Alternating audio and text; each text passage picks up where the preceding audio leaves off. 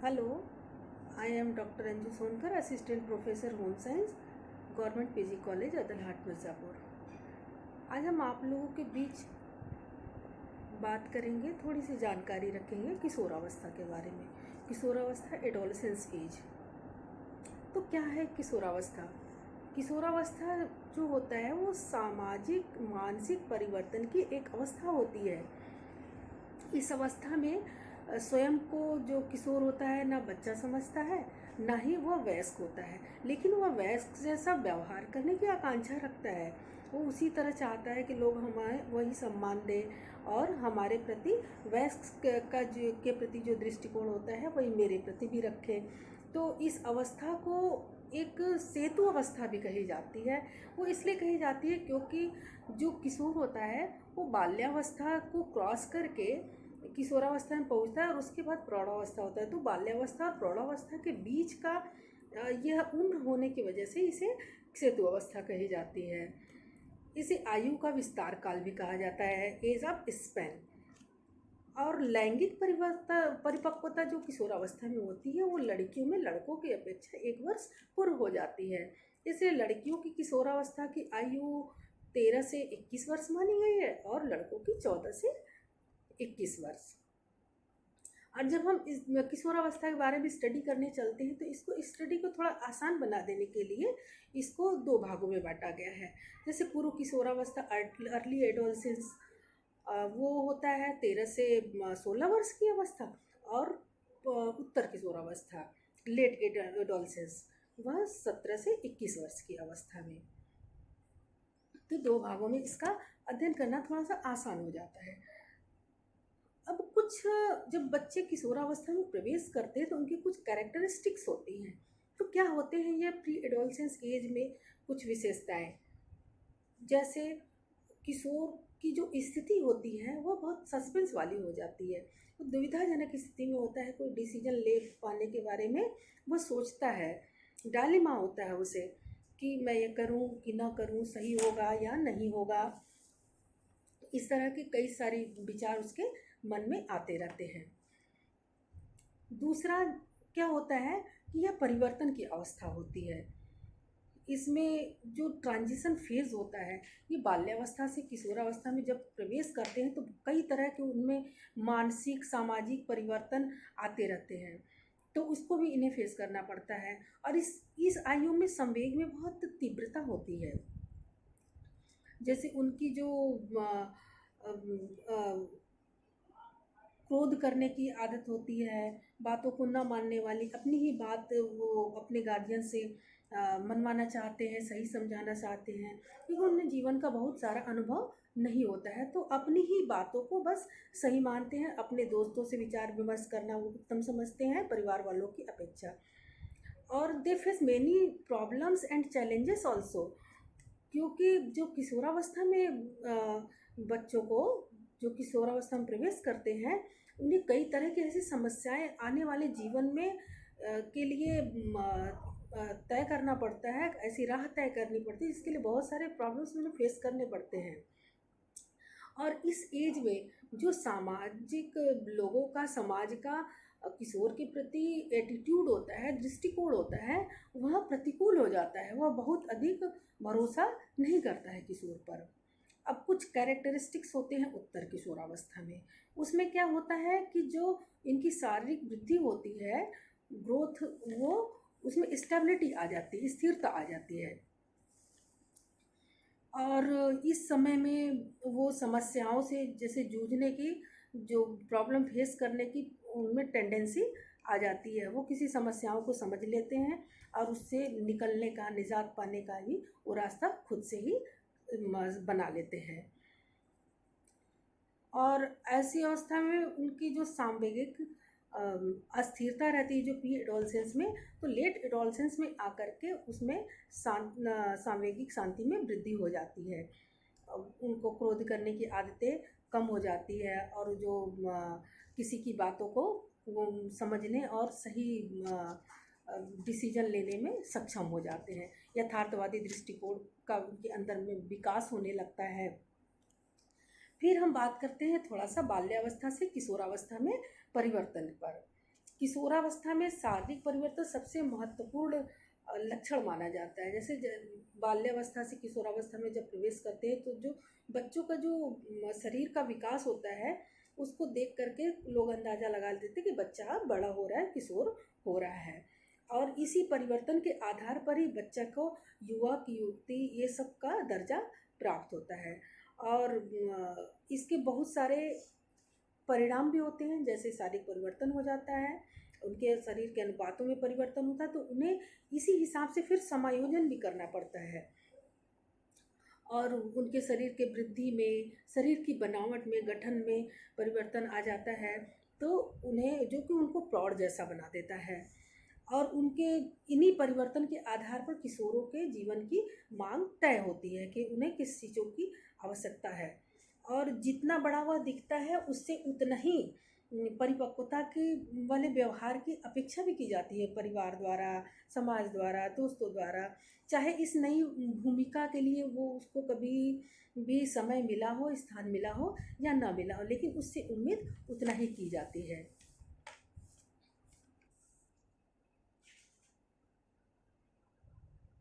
लेकिन ये सभी जो शारीरिक मानसिक परिवर्तन होता है वो किशोर के लिए चिंता का विषय नहीं होता है।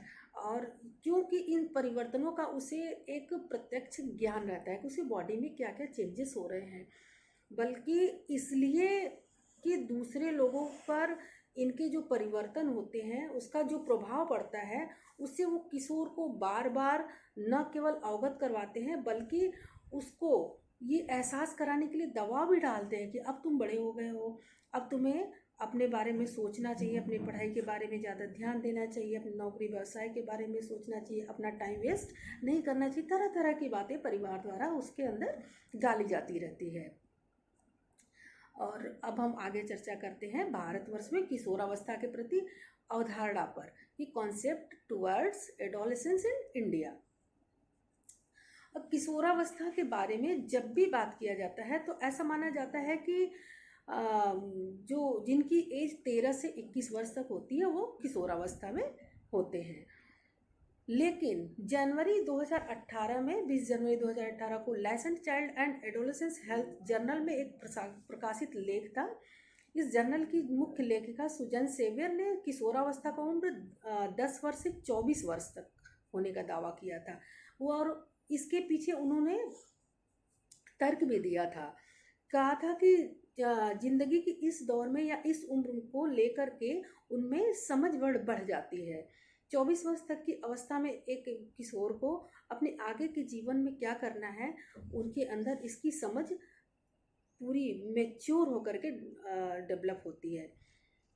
तो इसलिए उन्होंने इस किशोरावस्था की उम्र को 10 से 24 वर्ष तक का माना है। लेकिन यह याद रहे कि किशोरावस्था की शुरुआत तब से मानी जाती है जब बॉडी में हार्मोनल्स बदलाव शुरू हो जाते हैं, तब से ही किशोरावस्था की शुरुआत हो जाती है।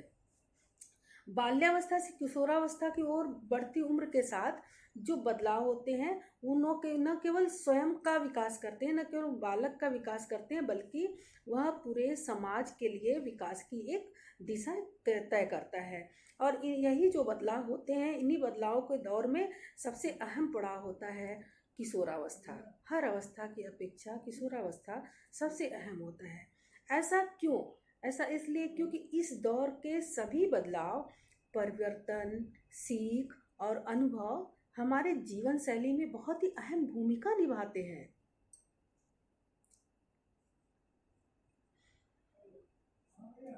युवावस्था, किशोरावस्था जीवन के अर्थ का संबंध और उपलब्धियों की तलाश करता है कि जीवन का उसके क्या मायने हैं, उसे क्या करना है।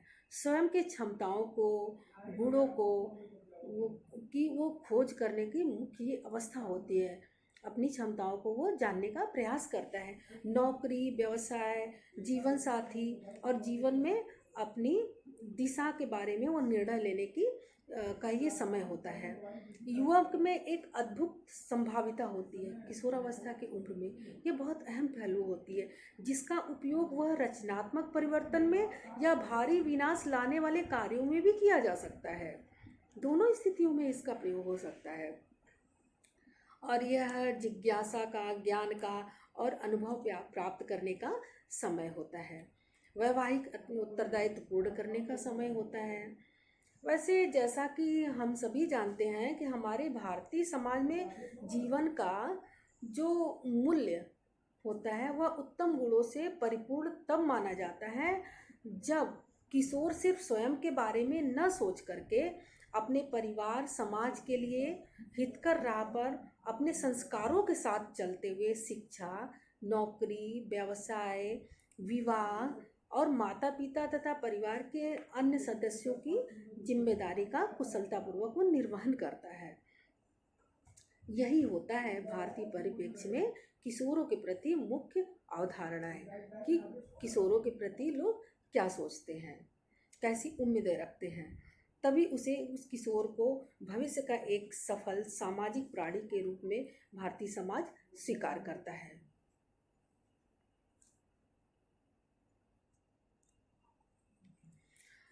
अब हम आपको बताते हैं किशोरावस्था के कुछ डेवलपमेंटल जो टास्क होते हैं, विकासात्मक कार्य, उसके बारे में बताते हैं। यदि हम किशोरावस्था में विकासात्मक कार्य के बारे में बात करें तो विकासात्मक कार्य क्या है? वह कार्य है जो एक अवस्था विशेष में ही पूर्ण कर लिया जाता है और इस कार्यों की जब यही पूर्णता व्यक्ति को अगले अवस्था में जब वह प्रवेश करता है तो उसमें सफलता प्राप्त करने के लिए प्रयत्नशील बनाए रखता है। अगर वो किशोरावस्था के समय के अपने सारे कार्य पूर्ण कर लेता है तो जैसे प्रौढ़ावस्था में प्रवेश करता है तो उस समय उसको अगले स्टेप में क्या करना है उसके लिए वो पहले से ही पूर्ण तैयारी किए रखता है। यही कार्य यदि अवस्था विशेष में न पूर्ण किया जाता है तो ऐसे उसको क्या होता है, असफलता, अप्रसन्नता, निराशा और कठिनाइयों का सामना भी करना पड़ता है। वैसे किशोरावस्था के जो विकासात्मक कार्य का केंद्र बिंदु यह है कि बाल्यावस्था की अभिवृत्तियां जो होती हैं, व्यवहार, इन सबको त्याग करके उनको प्रौढ़ के समान व्यवहार करना सीख लेना चाहिए।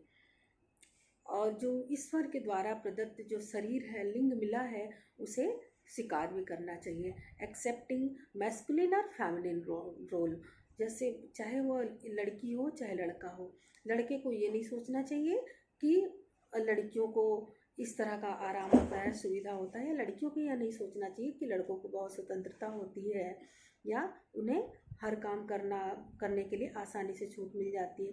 नहीं, आपको जिस लिंग में गॉड ने बनाया है आप उसे स्वीकार करें। आप अपने टास्क को, अपने जीवन के टास्क को करते हुए आगे बढ़ें और अपनी उम्र के दोनों लिंग के साथियों के साथ अपना नए संबंध बनाना चाहिए, अपने दो मित्रता को विकसित करना चाहिए।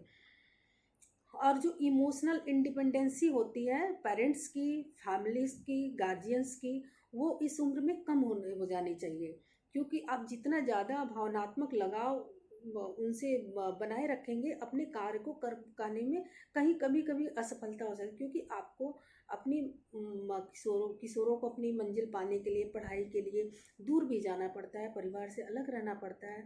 तो ऐसी स्थिति में अगर भावनात्मक लगाव पेरेंट्स से या गार्जियन से बहुत ज़्यादा रखेंगे तो उन्हें दूर जाने की स्थिति में फिर बहुत दिक्कतें आ सकती हैं, उनकी राह में बाधा बन सकता है। किसी व्यवसाय या नौकरी का चुनाव करना, उसके लिए तैयारी करना और सामाजिक दृष्टि से जो उत्तरदायित्व होता है, उत्तरदायित्वपूर्ण व्यवहार करना चाहिए। और preparing for marriage and family life, ये तो एक मोस्ट इम्पॉर्टेंट फैक्टर है कि हर व्यक्ति को समाज में रहकर विवाह करना पड़ता है और परिवार का उत्तरदायित्व निभाना पड़ता है। तो इसके लिए भी उनको मेंटली हमेशा प्रिपेयर रहता है। देखिए, विकासात्मक कार्य वास्तव में किसी भी संस्कृति या समुदाय में किशोरों के लिए एक मानक स्वरूप प्रयोग में लाए जाते हैं विकासात्मक कार्य के लिए। जैसे भारतीय किशोरों के लिए जो विकास का मापदंड होगा वह पाश्चात्य देशों के किशोरों के मापदंड से भिन्न हो सकता है, अर्थात समय और स्थान के मांग के अनुसार विकासात्मक कार्यों में परिवर्तन होना निश्चित होता है। ऐसा नहीं है कि हर जगह के किशोरों को एक ही तरह के टास्क होते हैं, एक ही तरह की जिम्मेदारियां होती है। यह समय और स्थिति के अनुसार हर जगह का, हर देशों का भिन्न हो सकता है।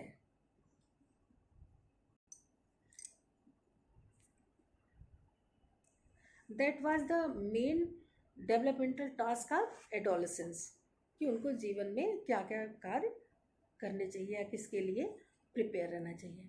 तो आज हम आप लोगों को अपने वीडियो में किशोरावस्था के बारे में बताएं, किशोरावस्था की क्या विशेषताएं होती हैं। इसको 2 भागों में बांटा गया है, प्री एडोलसेंस, लेट एडोलसेंस।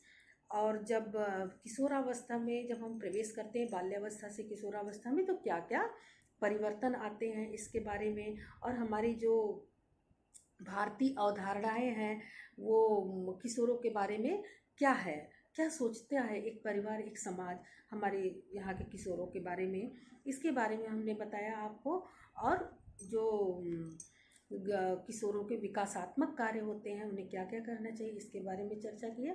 तो अब हम अपनी अगली नेक्स्ट वीडियो में आप लोगों के सामने फिर आप लोगों से मिलेंगे, किशोरावस्था में शारीरिक विकास के बारे में बताएंगे कि किस प्रकार से किशोरों का शारीरिक विकास, संज्ञानात्मक विकास होता है। तब तक के लिए नमस्कार।